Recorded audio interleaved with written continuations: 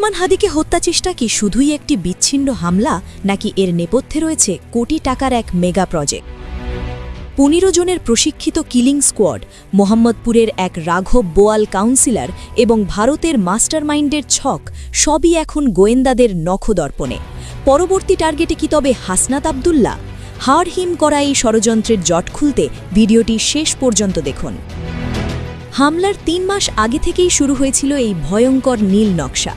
গোয়েন্দা তথ্য বলছে চূড়ান্ত পরিকল্পনা করা হয় সাভারের গ্রিন রিসর্টের ২০৪ নম্বর রুমে। সেখানে শুটার ফয়সালের সাথে ছিলেন আন্ডারওয়ার্ল্ডের রহস্যময়ী নারী এবং কথিত বান্ধবী মারিয়া। সেই রাতে মারিয়াকে ফয়সাল শুনিয়েছিলেন এক ভয়ঙ্কর ভবিষ্যৎবাণী। বলেছিলেন, কাল এমন কিছু হবে যা দেখে সারা দেশ কাঁপবে।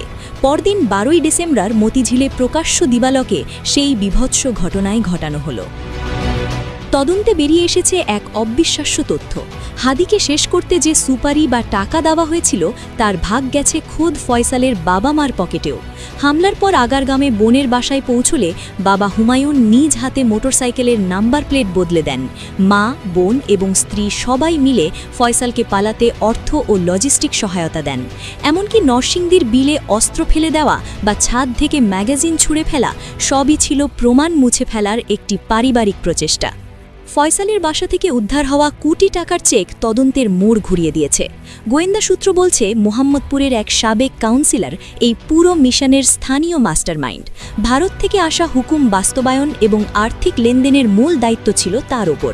এই বিশাল অর্থ মূলত সেই কিলিং মিশনের ফুয়েল যা জুলাই গণ অভ্যুত্থানের প্রতিশোধ নিতে ব্যবহার করা হচ্ছে।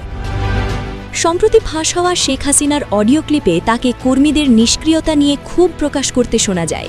অন্য একটি রেকর্ডে এক রহস্যময়ী ব্যক্তি ১১ তারিখ থেকে ঢাকায় বড় অপারেশনের কথা বলেন, যেখানে দক্ষ শুটার ব্যবহারের ইঙ্গিত ছিল। এই অডিও ক্লিপ এবং হাদির উপর হামলার সময় মিলে যাওয়ায় গোয়েন্দারা নিশ্চিত এটি আওয়ামী লীগের শীর্ষ পর্যায়ের সমন্বিত একটি ষড়যন্ত্র। সবচেয়ে ভয়ের বিষয় হল হাদি কেবল শুরু মাত্র।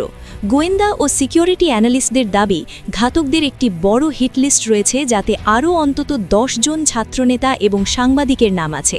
তালিকায় পরবর্তী নাম হিসেবে আসছে জুলাই বিপ্লবের নায়ক হাসনাত আবদুল্লাহ ও ডাকসু ভিপি সাদিক খানের নাম।